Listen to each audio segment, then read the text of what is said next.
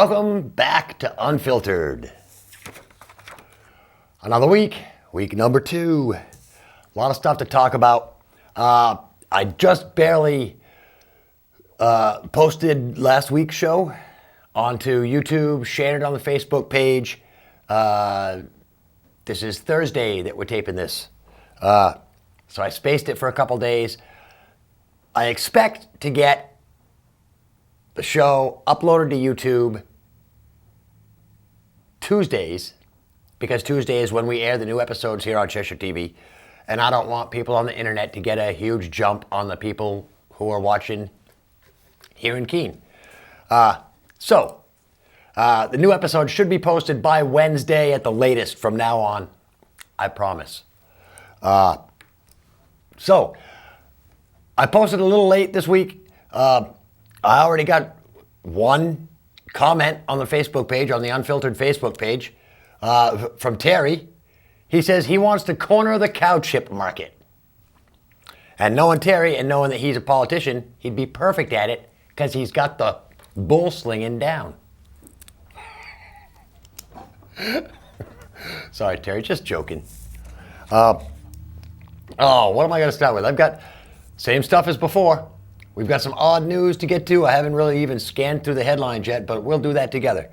I wanted to start off with gun control, because gun control, apparently, our commander-in-chief, or whatever he prefers to be called, the exalted one, the savior, I don't know what he actually prefers, but whatever term he prefers, decided that he was going to pass gun legislation this past week.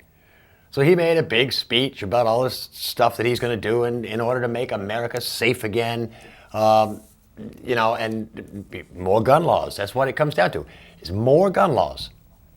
President says, if we have more gun laws, there'll be less crimes. Well, pretty sure that's what Nixon thought when he started the whole war on drugs. But I want to read something to you. This is straight off the internet. I want to read some of some gun law stuff. This is where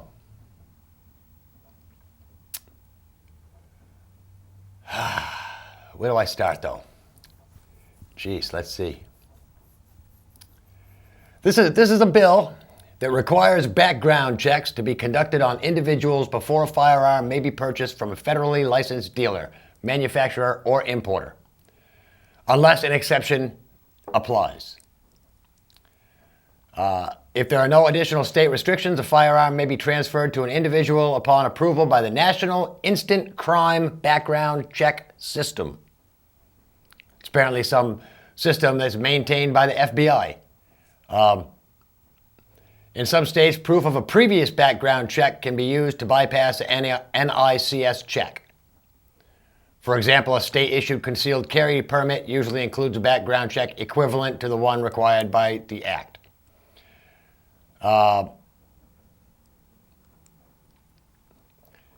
This bill prohibits certain persons from shipping or transporting any firearm in interstate or foreign commerce, or receiving any firearm which has been shipped or transported in interstate or foreign commerce, which is basically any gun. Once it leaves the factory to go to wherever it's going, it has been in interstate transport.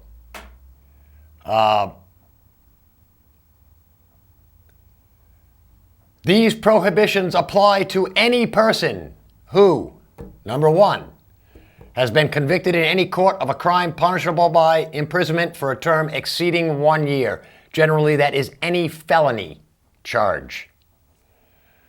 Number 2, is a fugitive from justice. Somebody, for instance, for the past 20 years, like Whitey Bulger, before he got arrested, he was a fugitive who had a handgun, who had guns, I'm sure. Number 3, is an unlawful user of or addicted to any controlled substance, which is your drug users, your heroin dealers, all that should not be able to have guns.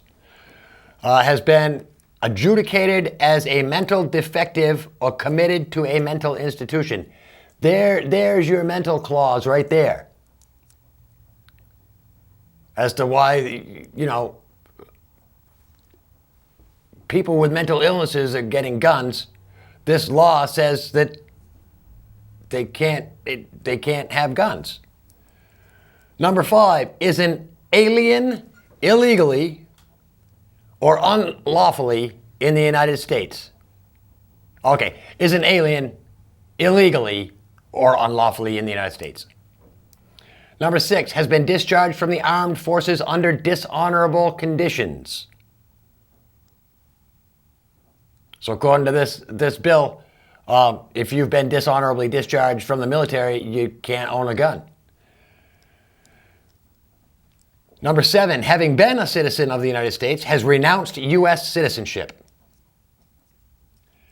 Number 8, is subject to a court order that restrains the person from harassing, stalking, or threatening an intimate partner or child of such intimate partner. Or number 9, has been convicted in any court of a misdemeanor crime of domestic violence. So according to this bill, none of these people can have a gun.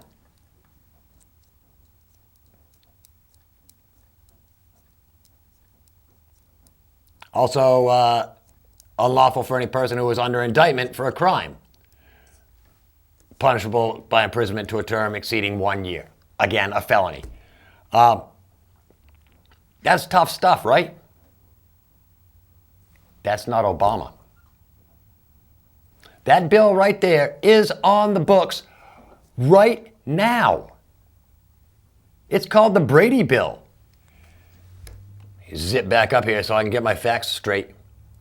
This was enacted November 30th, 1993. So this is a law that has been on the books for 15 years. Mr. Obama? Criminal Obama? This law is here. We are not enforcing them. Why?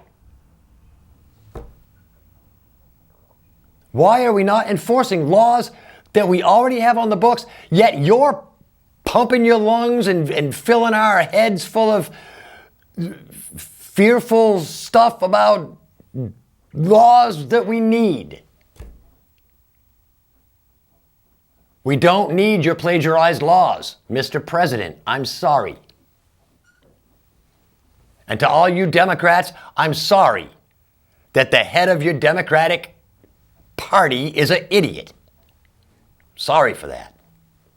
I'm not really sorry for it, but I'm just saying. There are laws there. It says these people can't own guns. But you're still selling them guns.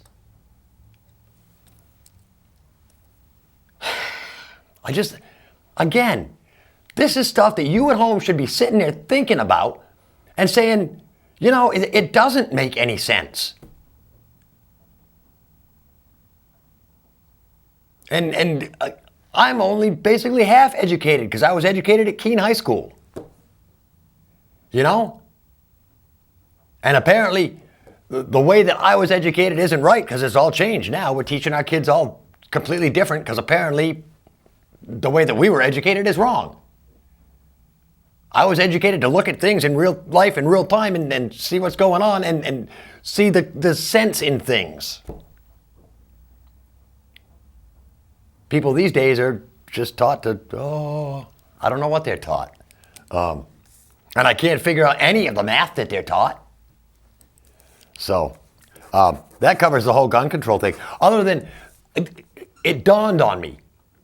The one thing that to me would be way more important than a background check to purchase a gun, and that's a damn eye test. Yeah, has anybody thought of that? Probably not. But that would be number one. You want to buy a gun? Here, take an eye test. Let's see if you can see what you're going to be shooting at, because we don't need Mr. Magoo running around here with an AK-47. I'm sorry.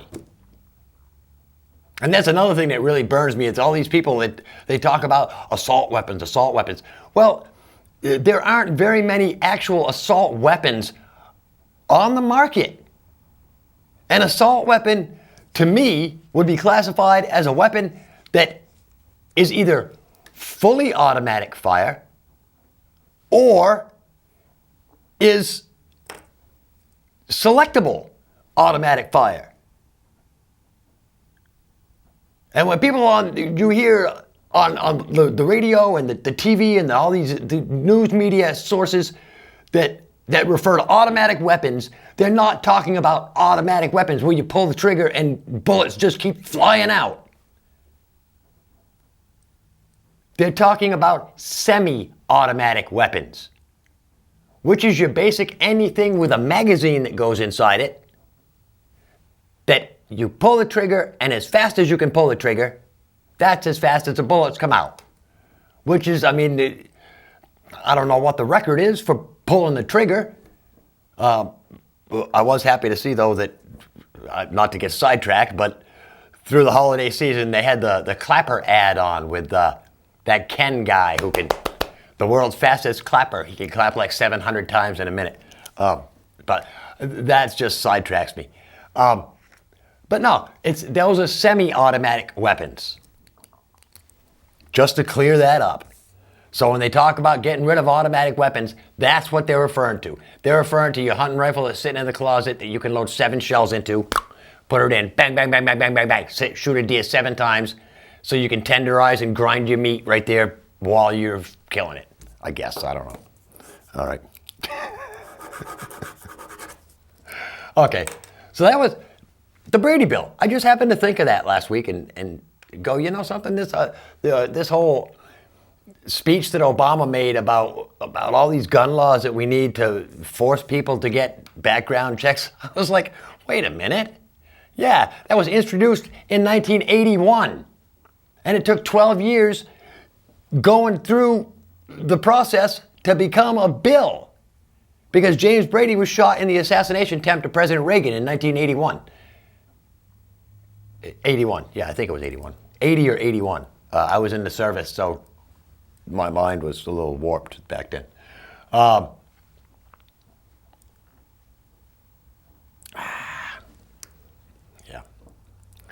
Let's have a scroll through the old Yahoo news.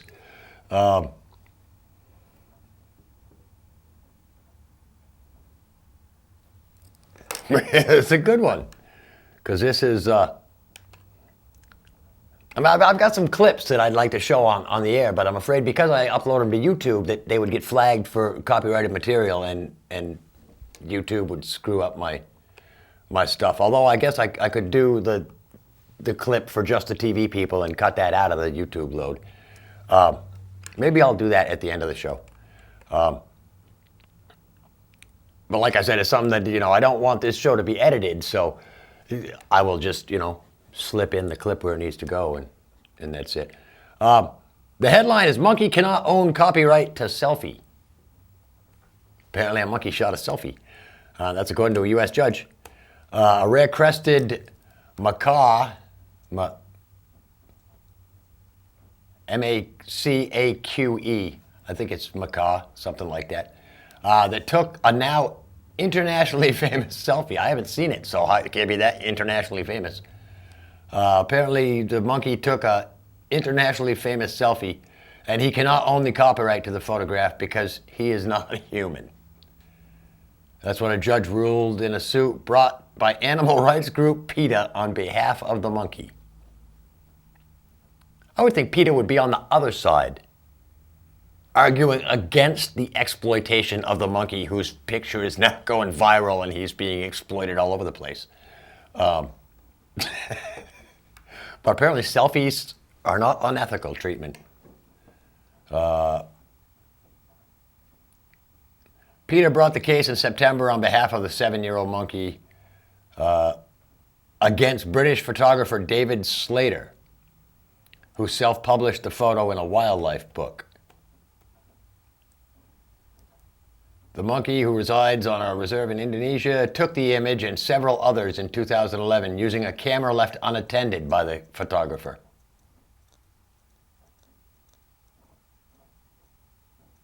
Now, see, I can understand if like the memory card on the camera belonged to the monkey, but as far as I can tell, it all belongs to the photographer. The monkey used his camera without his permission, for one thing. That should be a lawsuit the photographer should file against the monkey for using his equipment without permission. That's like theft by unauthorized taking by a monkey. I mean, you probably couldn't get anything from the monkey except, a couple handfuls of poop, because that's all they've got.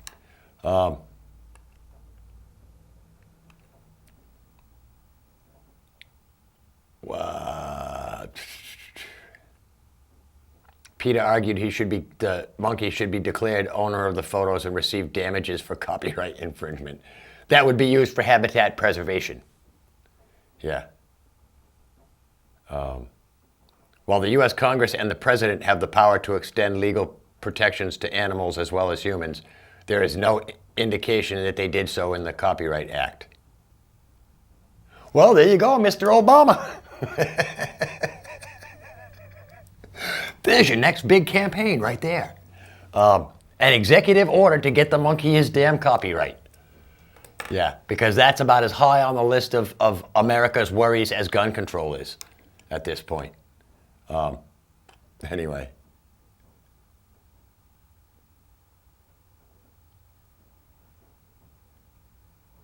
The photographer.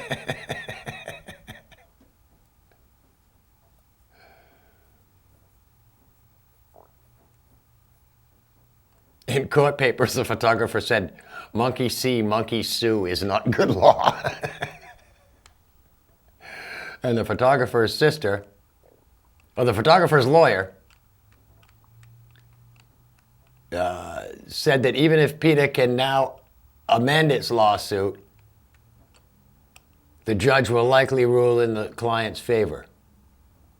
"My tuxedo cats could have won this case," he said. "It's not a complicated situation. All that really matters is that the plaintiff is a monkey." Again, there you go. There's a little division there, a little prejudice one way or the other. Apparently the guy likes cats better than monkeys. So back to the home page. All right, that's enough.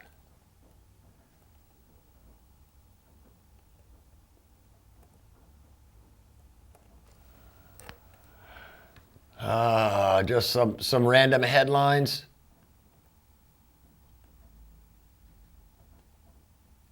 Grenade that cleared courthouse was a gag gift for the new sheriff. Always nice to hear, right?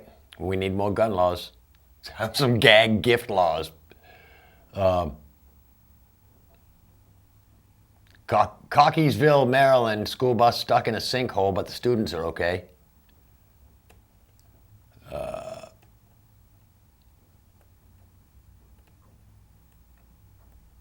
Two-legged dog becomes a town celebrity. Well, there you go. Understandable. And a bluefish tuna sells for $117,000 at a Tokyo auction. We're looking at that one later, find out how much it weighed. Because, thank God, this is the last year in office for Donald Trump. The first year in office for Donald Trump, maybe next year, I hope. Last year in office for Obama. And last year of American Idol. Good riddance to them both. As far as I'm concerned, good riddance to them both. American Idol's just gone on too long. I lost interest in American Idol after the third season. Right after a Marine, there was a guy that was on, a contestant who was a Marine in the Marine Corps, and he was kind of a country singer, and fantastic singer, and he lost one week to a little redheaded 16-year-old kid who ripped off Frank Sinatra songs. So that was when I lost all interest in American Idol and realized it was fixed in the whole 9 yards. But I think there's a lot of stock in the fact that people vote on American Idol. America votes, and you call in. And I was thinking, maybe this is the way we should elect a president. You get your one phone call per household or whatever, and you call and you vote for president. And at the end, they tabulate up all the phone calls, and there you go, we got a president. Or have some kind of like American Idol contest for the president. And one of the things that I always thought, because there's so much money in these political campaigns, that the candidates raise billions of dollars and they spend it on advertising, bashing each other. When I think maybe the way we need to choose a president is whoever can raise the most money and then donate it into the general fund of the United States, that's the guy who should be president. And then his whole term in president, all he should be doing is fundraising, making money so the taxpayers don't have to pay for this stuff. Anyway, I think that would be really cool. So that's that. I got the blue cards back again. I love it. And the whole game show stuff and like reality TV contest stuff is why I think Trump would be a great president. I can see, picture the first year of Trump's run in office, and 3 nights a week, Trump's got TV shows on, like reality shows, much like The Apprentice, only to pick his cabinet members. Yeah, he goes, I'm not just going to appoint somebody, they're going to earn it. And make them jump through all the hoops like he's made all the celebrity apprentice people and all the regular apprentice people and all the sports apprentice people do. Good TV right there. America gets to see how the government's put together. That's transparency. That's transparency. So Donald Trump could have TV shows, The Cabinet Apprentice, where at the end, the winner gets the cabinet seat. And every week, somebody gets fired and has to go pick up trash on the White House lawn or something. It might be pretty cool. We'll scrub the White House toilet, Well, of course, that would probably be part of the game. Because as commander-in-chief, I imagine, if the toilet's dirty, don't just leave it for somebody else. You could probably do it yourself. I bet Obama doesn't. Anyway. So, I guess that's kind of it for the YouTube show. So, until next week for you YouTube folks, peace.